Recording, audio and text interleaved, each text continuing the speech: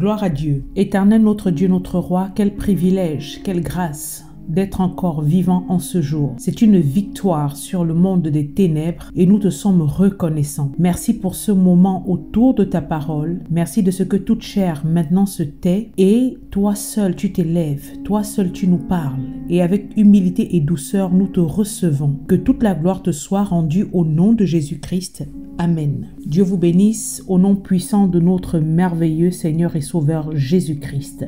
Les semaines antérieures, nous avions parlé de la sorcellerie familiale. Nous avions fait une série étalée sur 4 enseignements, le fratricide, vendu par mes frères, inceste, filicide.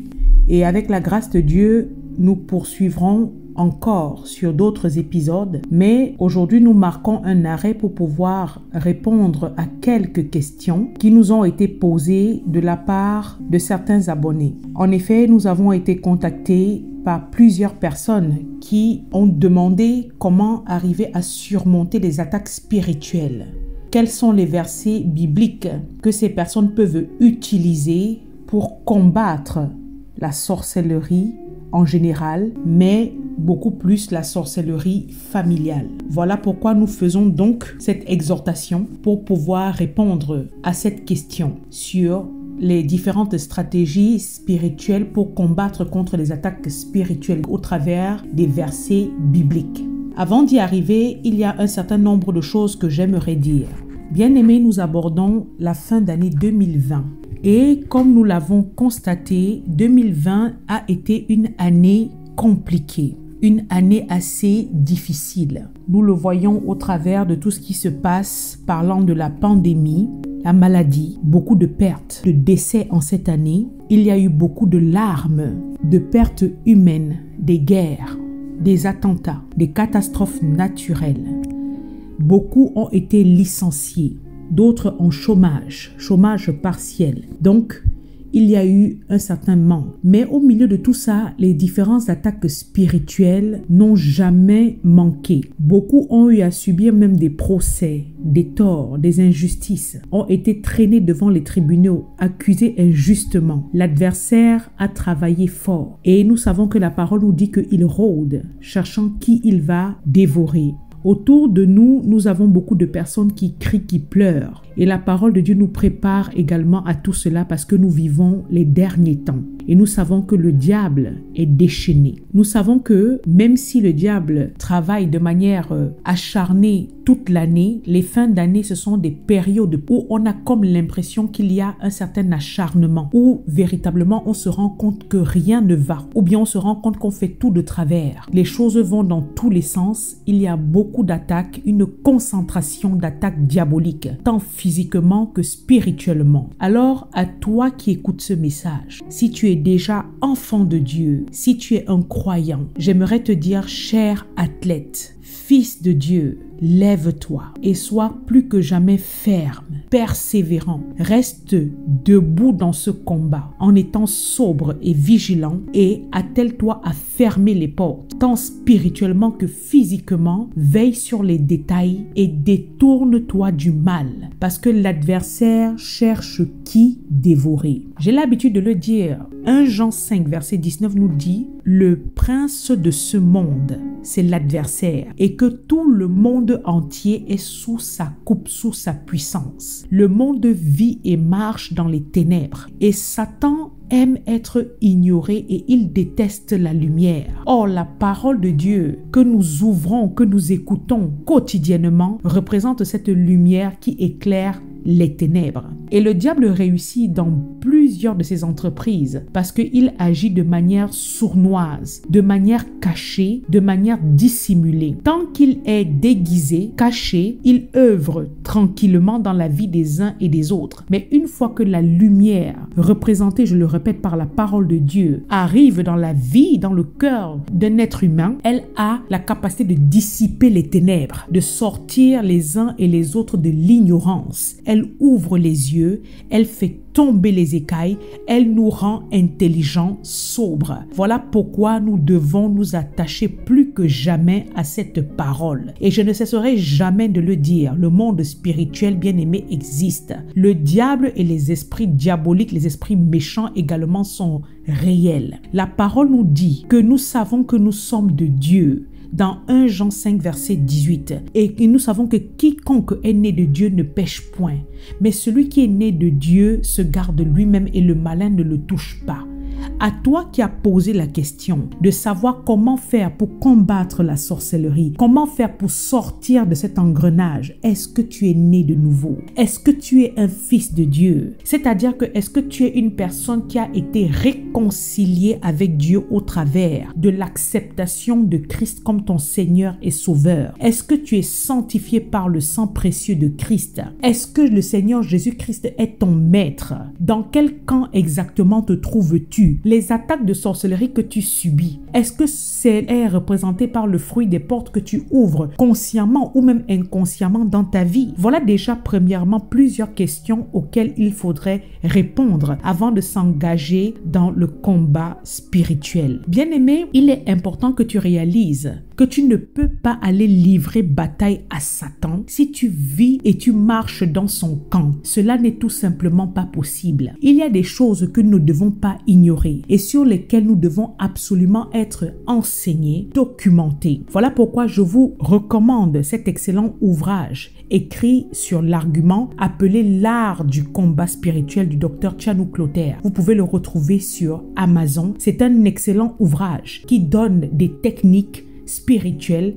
avec beaucoup d'explications déjà sur ce qu'est le combat spirituel, les réalités spirituelles et comment sortir plus que vainqueur de ce combat spirituel. Le monde, comme je le disais, est sous la puissance du diable. Et le livre de Jérémie 17, verset 9 nous dit que le cœur de l'homme est méchant et tortueux. Les choses qui sont en train de se passer dans ce monde autour de nous ne vont pas aller en s'améliorant avec le temps. Mais la méchanceté sera de plus en plus exacerbée. Nous sommes en train de vivre la fin des temps. Voilà pourquoi toi qui écoutes ce message et qui n'est pas encore enfant de Dieu, ou alors qui joue avec la marche avec Dieu, un pied dedans, un pied dehors. Toi qui cloches, donne ta vie à Christ parce que le Seigneur revient bientôt. N'attends pas. Fais-le maintenant à l'endroit dans lequel tu te trouves. Prends une minute. Je ne sais pas si tu te trouves dans ta chambre, dans un salon, une voiture, un bus, à ton lieu de service durant ta pause, dans une cuisine ou en train de faire tes courses dans un magasin, peu importe. Réconcilie-toi avec ton Dieu. Refuse d'entrer en 2021 avec les mêmes attitudes, les mêmes problèmes. Refuse encore de porter les mêmes fardeaux en 2021 qui te pèsent sur les épaules depuis des années. Arrête-toi et réconcilie-toi avec ton Créateur bien-aimé. Rétablis ta communion avec Dieu ton Père. La parole nous dit que nous sommes tous pécheurs. 1 Jean chapitre 1 verset 8 à 10 dit quoi? Si nous disons que nous n'avons pas péché, nous nous séduisons nous-mêmes et la vérité n'est point en nous. Si nous confessons nos péchés, il est fidèle et juste pour nous les pardonner et pour nous purifier de toute iniquité. Si nous disons que nous n'avons pas péché, nous le faisons menteur et sa parole n'est point en nous. Ouvre-lui ton cœur et demande pardon. Tous ceux qui disent qu'ils n'ont pas péché, la parole dit que nous sommes tous pécheurs. Nous devons demander pardon. Proverbe 28 verset 13 dit: celui qui cache ses transgressions ne prospère point, mais celui qui les avoue et les délaisse obtient miséricorde. Si tu continues à couvrir tes péchés, à justifier tes péchés, à te voiler la figure, la parole te dit que tu ne peux pas prospérer, tu ne peux pas réussir. Tandis que si tu les avoues, si tu les déclares et tu les délaisses, cela veut dire que si tu abandonnes ton mauvais comportement, tu obtiendras miséricorde, tu obtiendras le pardon. Dieu est là en ce moment. Il te tend les bras parce qu'il t'aime. Laisse-le rentrer dans ton cœur, bien-aimé. Ne résiste pas à son appel. Tu ne sais pas de quoi 2021, tu ne sais pas de quoi la semaine prochaine, le lendemain sera fait. L'Apocalypse 3, verset 20 dit: voici, je me tiens à la porte et je frappe.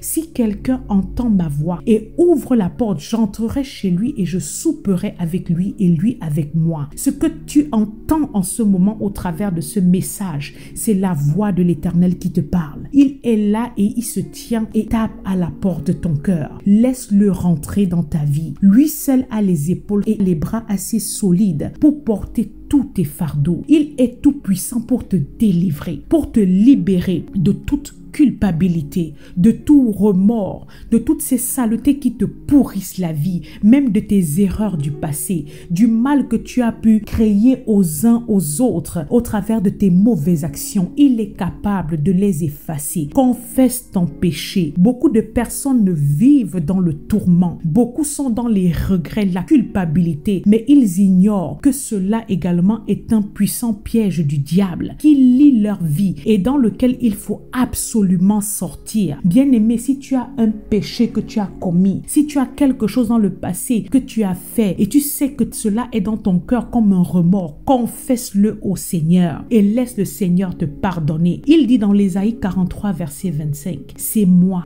qui efface tes transgressions pour l'amour de moi et je ne me souviendrai plus de tes péchés. Dieu est tout puissant et ses valeurs ne sont pas les nôtres. Il n'est pas un homme. Quand il dit qu'il te pardonne, alors il te pardonne.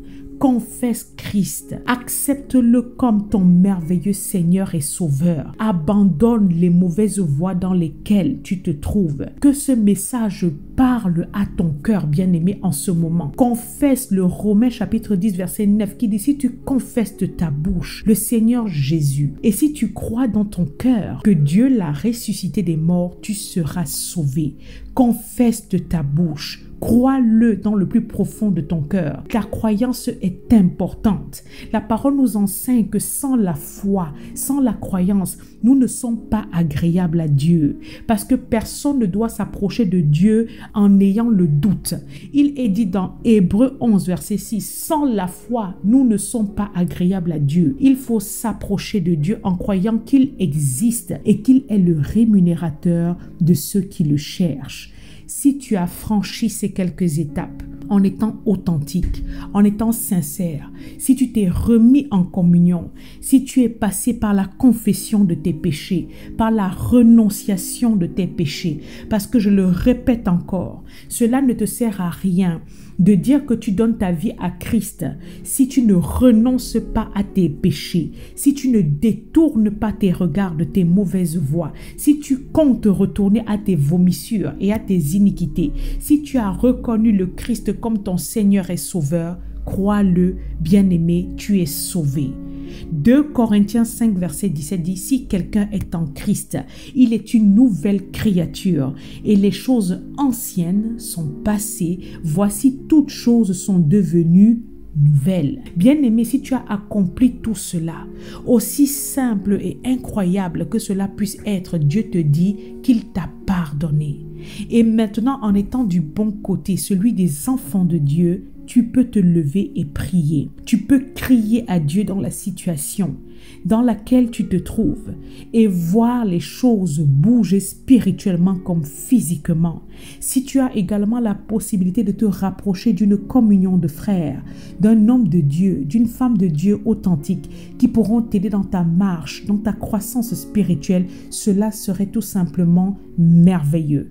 Et maintenant, pour ceux qui m'ont demandé les versets bibliques pour pouvoir lutter contre les attaques diaboliques, les attaques de sorcellerie, je vous donne premièrement l'Ésaïe 54, le verset 15 et le verset 17, qui dit « Si l'on forme des complots, cela ne viendra pas de moi. Quiconque se liguera contre toi tombera sous ton pouvoir. Toute arme forgée contre toi sera sans effet, et toute langue qui s'élèvera en justice contre toi, tu la condamneras.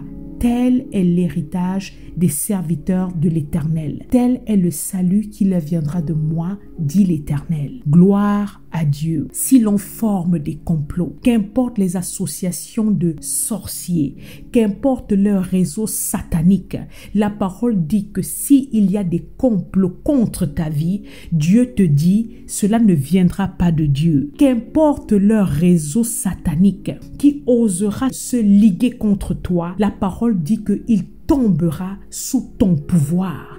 toute arme forgée contre toi, arme physique, arme spirituelle, toute arme mystique forgée contre toi, Dieu te dit que cela sera sans effet.